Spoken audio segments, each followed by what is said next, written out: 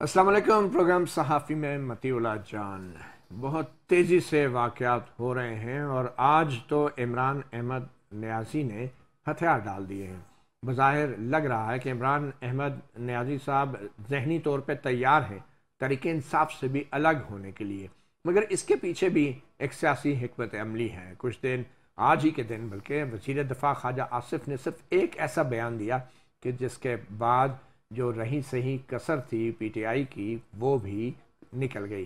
ख्वाजा आसिफ ने कहा कि पीटीआई पर पाबंदी लगाने के लिए हुकूमत फैसला कर सकती है और कानून के मुताबिक ये जब फैसला होता है तो फिर एक रेफरेंस जाता है 15 दिन के अंदर सुप्रीम कोर्ट ऑफ पाकिस्तान में। और इस ऐलान के बाद कि पीटीआई पे पाबंदी लग सकती है, जो कानून जानने वाले पीटीआई के लीडरान थे वो फौरी तौर पे समझ गए कि एक बार जब सियासी जमात पे पाबंदी लगती है तो उस सियासी जमात के उस तारीख में जब पाबंदी लगती है जो भी रुकन होते हैं वो 4 साल के लिए नाअहल हो जाते हैं। बहुत से लोग और आज ख़ास तौर पे फवाद चौधरी भी बाकायदा पीटीआई का साथ छोड़ गए, बल्कि उन्होंने ये कहा कि वो अब सियासत भी नहीं करेंगे। तो इन तमाम वाक़यात पे बात करने के लिए हमारे साथ आज मौजूद हैं क़य्यूम सिद्दीकी, सीनियर जर्नलिस्ट और कोर्ट रिपोर्टर, और उनके साथ जनाब वजाहत मसूद साहब, सीनियर जर्नलिस्ट और तज्ज़ियाकार। तो सबसे पहले तो वजाहत मसूद साहब आपकी तरफ ही आएंगे। ये पहले भी बहुत कुछ हम देख चुके हैं सियासी जमातों में टूट फूट, मगर आज जो इमरान खान साहब ने एक नई तजवीज़ दी है कि मैं सियासत से पीछे हट जाता हूँ, बल्कि पार्टी से पीछे हट जाता हूँ, एक 10 रुकनी कमेटी बनाता हूँ और ये कमेटी जो है मुज़ाकरात करेगी और हुकूमत इस कमेटी को कन्विंस कर ले कि अक्टूबर में इलेक्शन होने का क्या फ़ायदा है। तो आप क्या देख रहे हैं इस तजवीज़ में? क्या इमरान खान ने हथियार डाल दिए हैं और वो अक्टूबर में इलेक्शन कराने पर तकरीबन राज़ी हो चुके हैं, और किस वजह से ये इतनी बड़ी तब्दीली आई है इमरान खान की सोच में? दो तीन निकात अर्ज करना चाहूंगा। मती भाई, बात यह है कि अक्टूबर में इंतखाबात तो होना ही थी।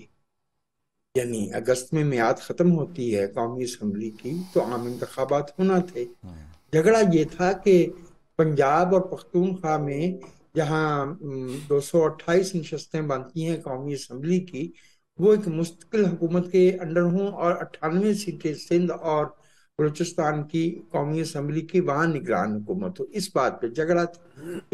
लेकिन इमरान खान साहब के पेश नज़र ये नुक्ता नहीं था। उनके पेश नज़र तो नुक्ता सितंबर था ना। तो मेरे ख्याल में जो कुछ हुआ है वो उनकी तवक्को से आगे निकल गया। वो पीछे हट रहे हैं।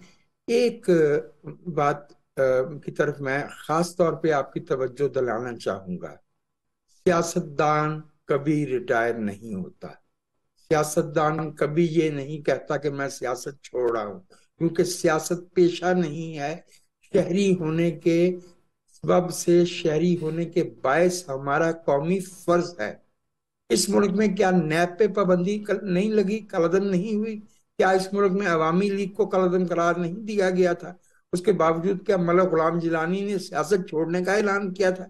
सियासत छोड़ने का ऐलान वो किया करते हैं जो किसी के कहने पे सियासत किया करते हैं। मैं आपको याद दिला रहा हूँ, दोनों भाइयों को, आप सीनियर्स हैं मेरे, कि सियासत छोड़ने का ऐलान करता है हाफिज सईद। किया था ना उसने कि मैं सियासत छोड़ रहा हूँ। ये नहीं बताया कि सियासत ज्वाइन कब की थी हाफिज सईद साहब ने। तो एक तो ये कि सियासतदान सियासत से ला ताल्लुक नहीं हो सकता अगर वो सियासतदान है। वन। टू, ये जो 10 रुकनी कमेटी की तजवीज इमरान खान साहब दे रहे हैं, आपको याद होगा इसी तरह की कि राब्ता कमेटी बना के अल्ताफ हुसैन साहब भी गए थे। अल्ताफ साहब कहाँ हैं? ये मामलात अब इमरान खान साहब 10 रुकनी कमेटी बनाए या 11 या 9 रुकनी, अब ये उनके हाथ में नहीं होंगे। एक। दूसरी बात ये है कि ये किस्सा अब इमरान खान और उनकी जमात तहरीक इंसाफ से आगे निकल गया। अब तो हमें, मेरी राय में, इस पे गौर करना चाहिए कि किंग्स पार्टी का नया नाम क्या होगा। इमरान खान साहब की जमात किंग्स पार्टी ही थी ना। पाकिस्तान में जो पिछली 10-12 किंग्स पार्टी रही हैं, right from Unionist Party to Republican to Convention and so on and so forth, down to calf league और पेट्रियाट और फिर ये इनकी तहरीक इंसाफ। तो किंग्स पार्टी ने तो रहना है। मेरे लिए एक शहरी के तौर पे उसमें जो नाखुशगवार जाविया है वो ये है कि इसका मतलब ये है कि सियासत का पानी गदला ही रहेगा। सियासी कुफ्तों को सियासी बुनियादों पे, किसी नैरेटिव की बुनियाद पे, किसी मौकफ की पॉलिसी की बुनियाद पे, मईशत में क्या चाहते हैं, ज़राअत को कैसे आगे लेके जाना है, सनत में क्या करना है, तालीम को कहाँ रखना है, बढ़ती हुई आबादी का क्या करना है, खारजा पॉलिसी, दुनिया बदल रही है, खारजा पॉलिसी में हमें कौन सा स्टांस, वो कौन सा जो है मामलात मेरे बहस नहीं आएंगे वजह साहब, बिल्कुल तो आपकी वो बात नहीं आएंगे ना। बिल्कुल फिर दुरुस्त ये है। बातें आया करेंगी फलां इलेक्टेबल है, फलां ये है या इलेक्टेबल नहीं, ये है। Exactly back to square one लग रहा है। वजह साहब मैं आपकी तरफ भी आता हूँ। कईम साहब, कानूनी तौर पे बड़ी ही डेंजरस सिचुएशन है, और आज जब ख्वाजा आसिफ ने ये बयान दिया, पहले हम सुन लेते हैं उन्होंने कहा क्या और फिर उसके बाद क्या हुआ। 9 मई कोई ऐसा कोई बेसाख्ता या स्पॉन्टेनियस बात नहीं थी, ये सारे के सारा एक प्लान के तहत हुआ है। हम पार्टी के ऊपर पाबंदी लगा दी जाए, पार्लियामेंट से डेफिनेटली रुजू किया जाएगा और ये पीडीएम की पार्टीज का एक मुश्तरका फैसला होगा। ख्वाजा आसिफ ने जब ये बयान दिया कि ये पार्टी पे पाबंदी भी लगाई जा सकती है, तो उसके बाद हमने सुना फवाद चौधरी साहब की ट्वीट आई और उन्होंने ऐलान किया कि मैं पीटीआई छोड़ रहा हूँ। जो हमारे सामने एक कानून है, पॉलिटिकल पार्टीज़ ऑर्डर भी है 2002 का, और उसमें जो पॉलिटिकल पार्टी की डिसोल्यूशन के मामला है उसमें ये कहा गया है कि जब फेडरल गवर्नमेंट मुतमईन हो जाए कि कोई भी पार्टी जो है वो मुल्की मफाद के ख़िलाफ़ काम कर रही है या फॉरेन फंडेड है या वो टेररिज्म में मुलव्वस है, तो उसके ख़िलाफ़ जो है वफाकी हुकूमत एक एलामिया, एक डिक्लेरेशन के ज़रिए, गज़ट नोटिफिकेशन के ज़रिए उस पार्टी पर पाबंदी लगा सकती है। और इसका असर ये होगा कि उस जिस रोज़ या जिस तारीख पे वो पाबंदी लगेगी सियासी जमात पे, उसके सियासी जमात के जो जो रुकन होंगे, अरकान होंगे, वो 4 साल के लिए नाअहल हो जाएंगे। ये जो इसकी वर्डिंग है, a person becoming disqualified from being a member, अगर वो मेंबर है मजलिस शूरा के तो वो डिसक्वालीफाई हो जाएंगे और फिर अगले 4 साल तक वो डिसक्वालीफाई रहेंगे प्रोविंशियल असम्बली या कौमी असम्बली सियासी सरगर्मी। तो ये सुनते साथ ही फवाद चौधरी जो थोड़ा बहुत कानून तो वो भी जानते हैं, और उनकी तरफ से ऐलान आ गया तो मैं पीटीआई का हिस्सा नहीं हूँ। आपके ख्याल में ख्वाजा आसिफ साहब की ये बहुत गहरी मूव थी? देखिए मतीउल्लाह जान, हम अपने इसी प्रोग्राम के अंदर जो है वो मुसलसल इस बात को देखते रहे हैं कि पाकिस्तान तहरीक इंसाफ का जो देखा जाए ना एहतजाज का जो तरीका कार रहा वो उस तरफ जा रहा था। वो इंग्रेडिएंट्स जो है ना वो सारे पूरे हो रहे थे।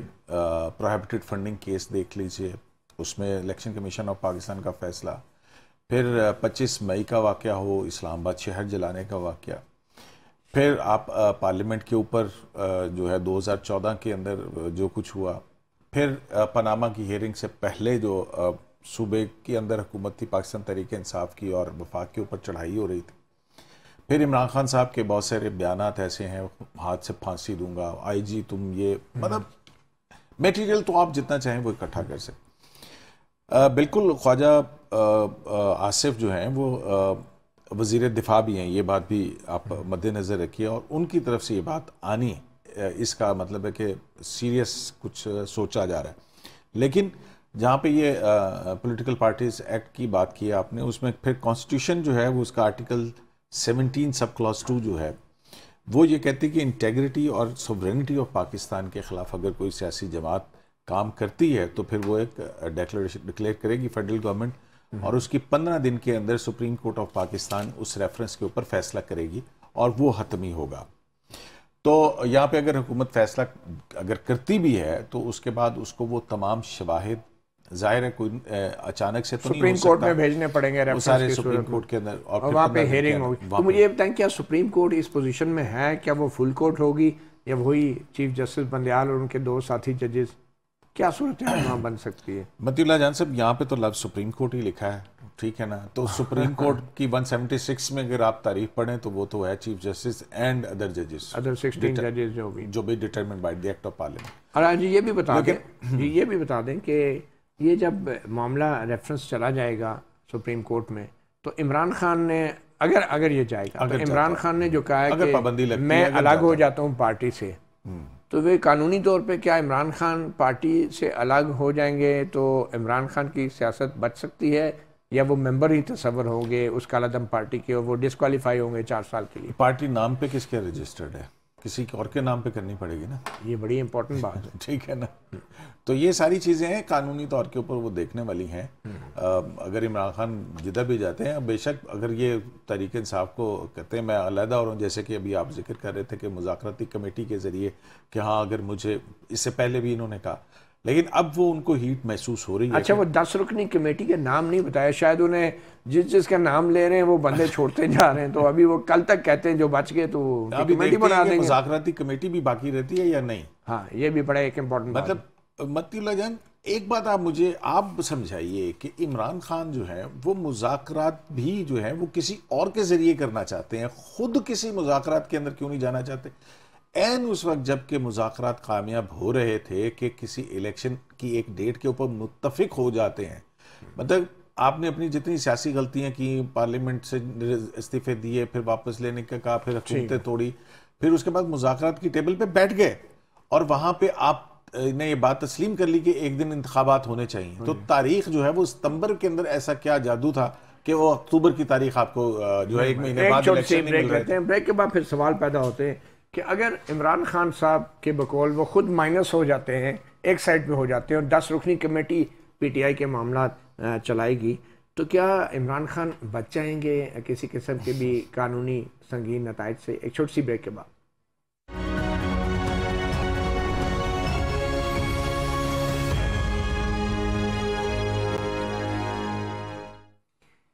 सियासी जमात पीटीआई पर पाबंदी के हवाले से ख्वाजा आसिफ के बयान के फ़ौरन बाद हमने देखा फवाद चौधरी ने एक ट्वीट के ज़रिए कहा कि मैं सियासत से ब्रेक ले रहा हूँ। मालूम नहीं ये कौन सी ब्रेक है, शॉर्ट ब्रेक है, कमर्शियल ब्रेक है, मगर सियासत से हट रहे हैं, दस्तबरदार हो रहे हैं और पीटीआई से कोई ताल्लुक नहीं होगा। और वो एक कानूनदान भी हैं, अच्छी तरह जानते हैं अगर कोई पीटीआई पे पाबंदी लगती है हुकूमत की तरफ से तो वो 4 साल तक नाअहल हो सकते हैं, कोई भी जो पीटीआई का मेंबर है। और शायद इमरान खान ने भी इसलिए मतबादिल किस्म की तजावीज़ देना शुरू कर दी हैं कि मैं अलग हो जाऊंगा। अब सवाल ये पैदा होता है कि अगर शाह महमूद कुरैशी और असद उमर जिनकी रिहाई के अहकाम भी इस्लामाबाद हाई कोर्ट ने जारी किए हैं, वो बाहर आते हैं, तो क्या वो 10 रुकनी कमेटी की क़ियादत करेंगे या कोई अहम किरदार अदा करेंगे? तो वजाद मसूद साहब, आपको क्या लग रहा है कि अगर इमरान खान नहीं तो ये 10 रुकनी कमेटी में ऐसा कौन सा शख्स होगा जो पीटीआई की कश्ती जो है, पीटीआई का बेड़ा जो है वो पार लगा लेगा? देखिए, सामने के चेहरों में तो असद उमर और एक आध दूसरे रहनुमा का आपने नाम लिया, लेकिन मैं समझता हूँ और मेरी राय गलत भी हो सकती है कि पाकिस्तान की सियासत को तो दरअसल कुछ प्रॉपर्टी डीलर चला रहे हैं। असल मुज़ाकरात जहां भी होना होते हैं वही 2-4 चेहरे हैं जिनके पास बहुत सा पैसा है और उनसे कोई मनी ट्रेल भी नहीं मांगता, उनका तो कोई नाम तक नहीं लेता ना टेलीविजन पे ना अखबारात में। तो 10 रुकनी कमेटी में कौन से अरकान आते हैं और कौन से नहीं, मैटर्स नॉट विद मी। मैं जिस बात पे जाविये से देख रहा हूँ वो ये है कि अगर मुज़ाकरात जो है उनकी दाग बिल डाली जाती है तो वो उसमें मेज पे बैठे हुए दोनों फ्रीक इरेलेवेंट होंगे। ना एक तरफ पीडीएम की जमातें होंगी, उसकी बजाय वहां पे वही होंगे जिनकी तनसीबात पे 9 मई को हमले किए गए थे। किसी सियासी रहनुमा के सिवाय राणा सनाउल्लाह वगैरह एक आध के घर पे पत्थर वत्थर मारे गए, उसके अलावा कुछ नहीं हुआ। एक फ्रीक वो होगा और एक फ्रीक जो है वो व्हीलर्स एंड डीलर्स कहते हैं उसको अंग्रेजी में, वो जोड़ तोड़ के बादशाह।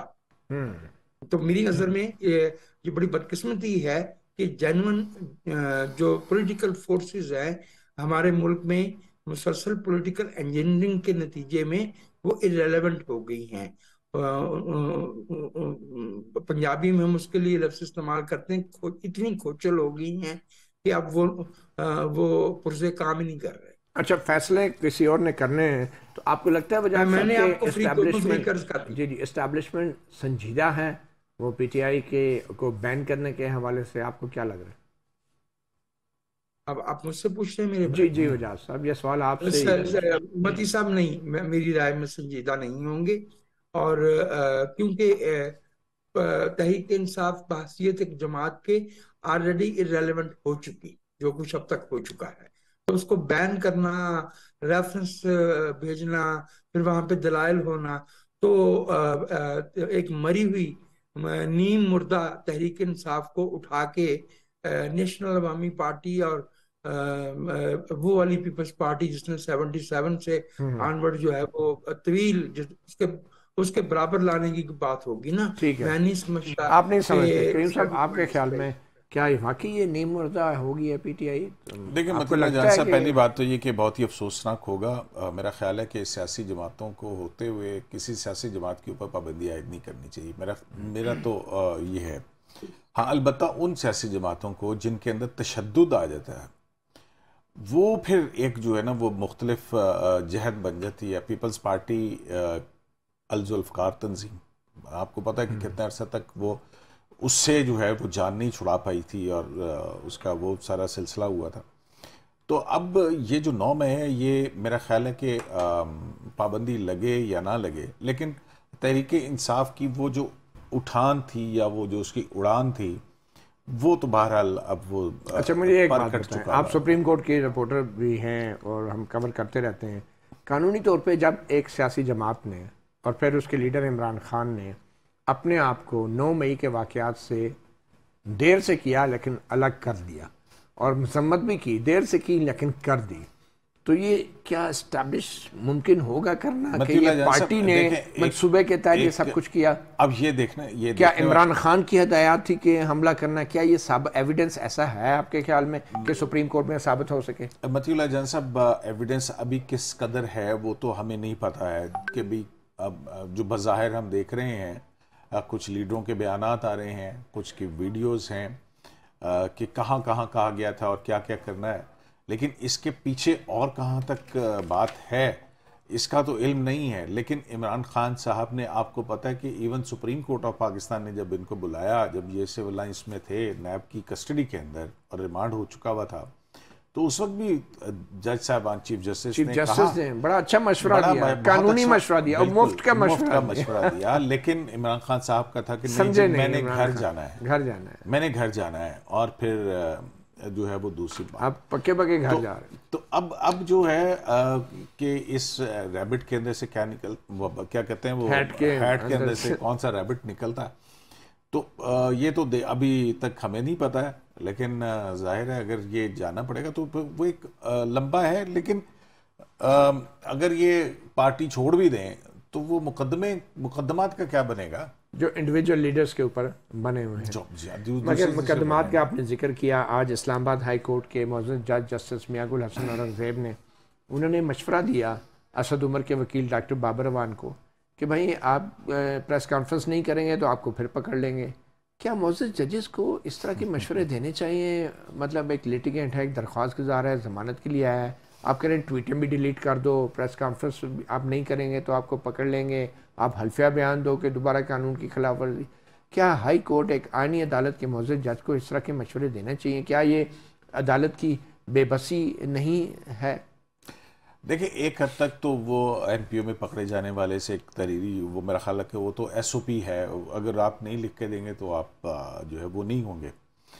लेकिन दूसरी तरफ जो आप जिस तरफ इशारा कर रहे हैं कि क्या जज साहिबान को इस तरह का करना चाहिए, तो मेरा ख्याल है कि अगर तो जज साहिबान को तो कानून के मुताबिक और जो आइन है और अपने ज़मीर के मुताबिक फ़ैसले करने चाहिए।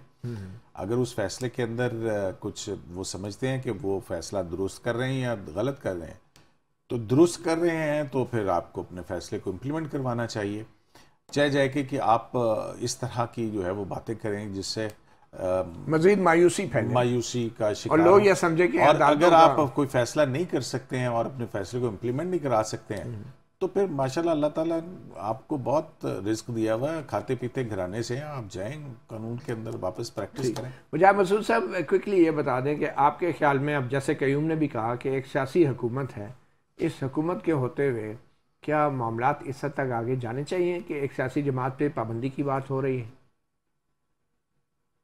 जाने तो नहीं चाहिए, क्योंकि मैं इत्तफाक करता हूँ भाई कयूम सिद्दीकी से कि सियासी जमातों पे पाबंदियां लगाना ये कोई अच्छी रवायत नहीं है। ना माजी में इससे कोई अच्छा नताइज निकले, ना आइंदा निकलेंगे, बल्कि उल्टा जो है वो हमवार सियासी अमल और जमहूरी तसलसल जो है वो मुतासर होता है। और मुझे तो इससे भी बढ़ के मती भाई इस बात पे अजियत हो रही है कि वो नस्ल पूरी की पूरी जिसे 12 साल इमरान खान और वो मुहर लगे हुए 26 दफाई तज्जियाकारों ने जिनकी जेल साजी की है, वो अब जब डिसल्यूजन होंगे और उनके ख्वाब जितना चूर होंगे, क्या होगा? वो सियासत से ला ताल्लुक हो जाएंगे और वो होंगे आने वाली नस्ल में सही मानों में करप्ट, क्योंकि उनको पता चल जाएगा कि इज्तिमाई बेहतरी की बजाय अपनी जेब भरने का सोचना जो है वो ज्यादा मुफीद होता है। तो ये नुकसान होगा। लेकिन मैं भी इस बात के हक में नहीं हूँ कि किसी भी सियासी जमात पे इस तरह से पाबंदी लगाई जाए।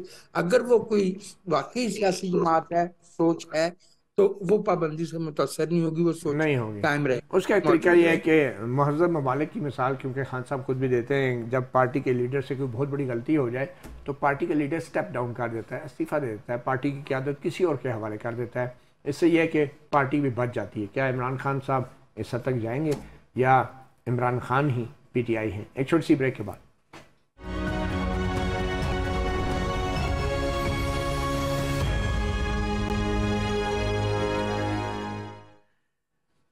PTI के सरबराह इमरान खान न्याजी की जो कमेटी बनाने की जो खबर है, उस खबर में एक और अहम खबर दब गई और वो थी फैसल वाडा जो साबिक वफाकी वज़ीर हैं, उनके इंकशाफात, जिसमें उन्होंने ये बताया कौम को कि जो 190 मिलियन पाउंड की रकम बरतानिया से पाकिस्तान आई थी, उसके अंदर बज़ाहिर साबिक ISI के सरबराह जनरल रिटायर्ड फैज़ हमीद का भी एक बड़ा हाथ था। और फैसल वाडा ने यह भी कहा कि अभी तक जो भी असासे हम जानते हैं साबिक ISI के सरबराह के जनरल फैज़ हमीद के, वो पाकिस्तान के असासों की हद तक हमारी मालूमात हैं, अभी उनके बाहर के असासों की मालूमात नहीं हैं।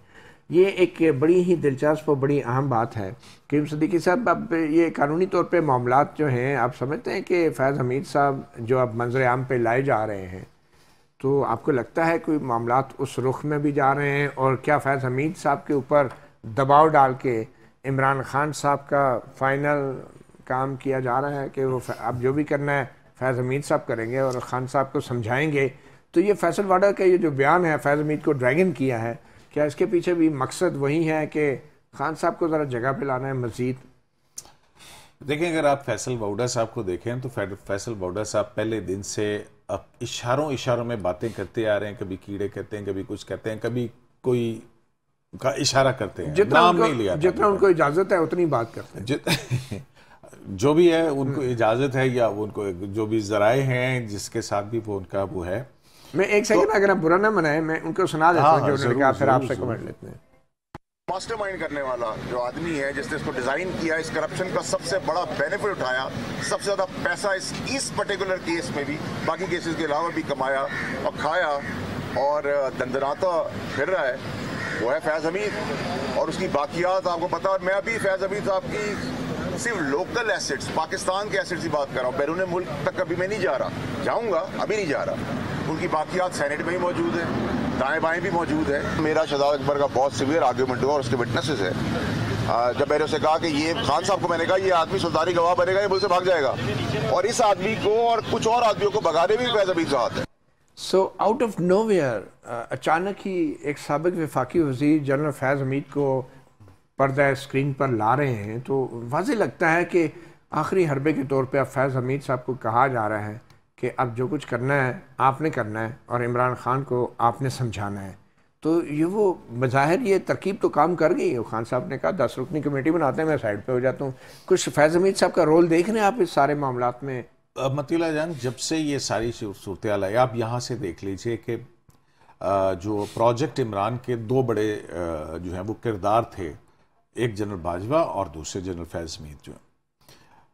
आप ये देखें कि पीडीएम की जो पॉलिटिक्स शुरू हुई और जिस तरह से उन्होंने स्ट्राइक कहाँ पे करना शुरू किया, जनरल फैज़ हमीद पे रखा बाजवा के हवाले से। फिर जनरल बाजवा की रेवलेशंस जो हैं उनके अंदर जो कुछ कहा जाता रहा और वो सारा कुछ, लेकिन फैज़ हमीद साहब जो हैं वो बिल्कुल पर्दा सीमी से दूर थे। और ये भी खबरें आ रही थी बहुत अरसे से कि आखिर एक लम्हे के ऊपर जो है फैज़ हमीद साहब जो हैं बहरहाल उनको आगे आना पड़ेगा। और फिर आप ये देखिए कि एक इंक्वायरी भी शुरू हो गई, जो फैज़ हमीद साहब के भाई हैं नजफ हमीद, बड़े भाई हैं इनके, तो उनके हवाले से एंटी करप्शन पंजाब ने इंक्वायरी भी शुरू की हुई। फिर वो बीमार हो गए, मेरा ख्याल अब वो सेहतयाब हो गए, वो इंक्वायरी जो है दोबारा शुरू हो गई। तो अब ये जो 190 मिलियन पाउंड्स वाला मामला जो है, अब इसमें अब आप देख लीजिए कि इमरान खान शहजाद को भगवाने में भी जनरल फैज़ का बड़ा रोल। अब मुझे नहीं पता जो मरकजी किरदार से 190 मिलियन तो वही कर सकते हैं हम, तो जो वाकयात हैं या डॉट्स हैं उनको कनेक्ट करने के हवाले से देख सकते हैं ना। तो इमरान खान साहब का जनरल फैज़ हमीद से जो मोहब्बत है, वो जब उनको जनरल फैज़ हमीद को तब्दील किया जा रहा था उस वक्त जो थी कैरियर दांव पे लगा दिया, ठीक है। तो वहां तक आप ये देख लीजिए यहां पर हो, और फिर उसके बाद इतनी बड़ी अमाउंट मतीउल्लाह जान साहब ऐसे ही मेरा नहीं ख्याल है। तो देखते हैं, अभी तो इन्वेस्टिगेशन। आपके ख्याल में फैज़ हमीद ने फ़ोन उठाई होगी और जी खान साहब मजबूरी है, या आप रहेंगे या मैं रहूँगा, फिर देख लें। तो ये मेरे ख्याल में तो कहीं ना कहीं से प्रेशर्स बिल्ड हो रहे हैं। देखिए आप ये देख लीजिए ना कि जितना प्रेशर बढ़ रहा है वो इसके बगैर मुकम्मल हो नहीं सकता। आप भी जब बात करते हैं, आप भी जब अपने कहते हैं कि अगर वाक़तन ये जो इमरान खान साहब की सूरत के अंदर मुसल्लत हुई है पाकिस्तान के ऊपर एक सियासी जमात, तो उसके मनसूबा साजों के हवाले से क्या कर रही है? वैसे वजाद मसूद साहब, जनरल फैज़ जो हैं वो लिंच पिन हैं, और अगर जनरल फैज़ मान जाते हैं कि हाँ अब उन्होंने सब कुछ बोल देना है, तो उसमें सिर्फ इमरान खान तो मुतासर नहीं होंगे, उसमें तो बड़े बड़े मुअज़्ज़ज़ीन अदलिया भी मुतासर हो सकते हैं और कुछ दूसरे लोग भी। तो आप समझते हैं कि जनरल फैज़ हमीद का इस वक्त जो किरदार है वो नागुज़ीर हो चुका है, और अब अगर जनरल फैज़ पर्दा स्क्रीन पे आते हैं सामने तो अदलिया के महाज पे भी अमन हो जाएगा और पीटीआई के महाज पे भी। मैं इस नज़र से नहीं देख रहा इसको। ये जो फैसल बावड़ा साहब है ना, इनके बारे में मैं आपसे एक बात अर्ज कर दूं मती भाई, एक पैगाम रसान के तौर पे देखें, इनको छोड़े, इनका अपना तो कुछ भी नहीं होता सर। एक साहब होते थे फैसल रजा आब्दी, ये उनका दूसरा जन्म है, ये उनका दूसरा जन्म है फैसल बावड़ा साहब। और ये फैज हमीद साहब की जरूरत नहीं है इमरान खान साहब को हैंडल करने के लिए, वहां ऑलरेडी काफी मवाद मौजूद है। मेरे ख्याल में 29 नवंबर को जब दो हजरात ने इस्तीफा दिया था, जो सुपरसीड भी नहीं हुए थे, तो उस वक्त ही से पता चल गया था कि असल झगड़ा जो है वो किन दो ग्रोहों में है। आई बिलीव कि अब ये आई बाल टू आई बाल झगड़ा है। फैसल वाडा से ये बातें कहलवाई जा रही हैं। फैसल वाडा ऐसे दूध के धुले तो नहीं है ना, 3.5 साल कौमी असम्बली में जाली हल्फनामे पे बैठे हैं, उसके बाद छलांग लगा के सेनेट में जाके बैठे हैं। ये उस सेनेट में जाके बैठे हैं जिसमें दाखिले की परवेज रशीद और फरहतुल्लाह बाबर को इजाजत नहीं मिल सकी। मगर वजाद साहब, फैसल वाडा की अपनी क्रेडिबिलिटी का इशू नहीं है, इशू ये है कि कोई पैगाम दे रहा है उनके जरिए और वो सिर्फ एक डाकिए का रोल प्ले कर रहे हैं। फैज साहब की जरूरत नहीं है इमरान को हैंडल करने के लिए या मैनेज करने के लिए, फैज हमीद की जरूरत नहीं है। सर फैज हमीद की तो सर बहुत खौफनाक जरूरत है, because he has been instrumental, जजों से मिलते रहे हैं वो, और अगर फैज हमीद ने बोलना शुरू कर दिया तो ये जो रेफरेंस जाएगा पीटीआई के खिलाफ सुप्रीम कोर्ट में। फैज हमीद के साथ झगड़े की नौयत और है, ये मैं अर्ज कर रहा हूँ। नहीं, वो नौयत बिल्कुल ठीक है, लेकिन इमरान खान के पीछे सबसे अहम किरदार, वो कहते हैं ना, behind every successful man there is a woman, but इस केस में तो behind successful Imran Khan there was a man. Well, we don't know how much of a man he is. However, मैं नहीं समझता कि इमरान खान साहब को मैनेज करने के लिए फैज हमीद की जरूरत पेश आएगी। फैज हमीद साहब के लिए उन्होंने जो कुछ कर रखा है, अपना आप बचाना मुश्किल है इस वक्त एग्जैक्टली फिलहाल। और मेरे ख्याल में ये इमरान मेरी खान भी एक फैक्टर ज़रूर होगा अगर फैज़ हमीद साहब ने अपने आप को बचाना है। आखिर में क्विकली वो कहते हैं ना एडिड हाँ, जो भी कह लें, आखिर में क्विकली बहुत संजीदगी से जो मुकदमात हैं, बज़ाहिर लग रहा है फौजी तनसीबात पे हमला आवरों के ख़िलाफ़ वो परसू किए जा रहे हैं और साबिक़ army chief general Asif Nawaz Janjua की जो नवासी हैं खदीजा शाह, वो भी अब हथकड़ियों में आ गई हैं। बज़ाहिर तो हथकड़ियों में नहीं आए बल्कि बड़ी मशहूर फैशन डिज़ाइनर हैं और आज तो वो जिस तरीके से वो पेश किया गया उनको, वो निकाब में थी, मगर जो वीडियो मंजर-ए-आम पे आई थी कोर कमांडर हाउस के अंदर, उस वक्त वो निकाब में नहीं थी, लेकिन आज वो निकाब में है। अब देखें ये एक बहुत बड़ा टेस्ट केस होगा, ये तो प्रोसेस ये है ना, आर्मी के लिए और शनाख्त गवर्नमेंट के लिए एक टेस्ट केस होगा कि एक साबिक आर्मी चीफ की बेटी के साथ क्या सलूक होता है और आम कारकुनों या लोगों के साथ जो वैसे ही जुर्म का जिन पे इल्ज़ाम है। देखिए मतीउल्लाह जान साहब, मेरा ख्याल है कि ये एक सिंबॉलिक इसकी बहुत बड़ी अहमियत है। एक लाइन तो ड्रॉ हो गई है कि अब जो सिविलियन हैं मुकदमात जो भी जिस नौयत के भी होंगे वो तो ATA के अंदर चलेंगे, जो इंसदाद दहशतगर्दी की अदालतें हैं। ठीक हो गया, तो अब उसके बाद हाँ मनसूबा साज, ये मामला ज़रा थोड़ा सा देखने वाला, ये थोड़ा टेढ़ा मामला है। तो मेरा ख्याल है कि अब जैसे कि तफसीलात आई हैं कि 8000 से ज़ायद जो है वो गिरफ्तारियां हुई हैं, मुकदमात जो हैं वो 3000 से ज़ायद मेरा ख्याल है कि ये एक बहुत बड़ा इम्तिहान और ये सिर्फ इस्टेब्लिशमेंट का इम्तिहान ही नहीं बल्कि सियासी हुकूमत का और अदलिया का भी एक इम्तिहान होगा। सहाफ़ी प्रोग्राम से इतना ही, इजाज़त दीजिए, अल्लाह हाफ़िज़।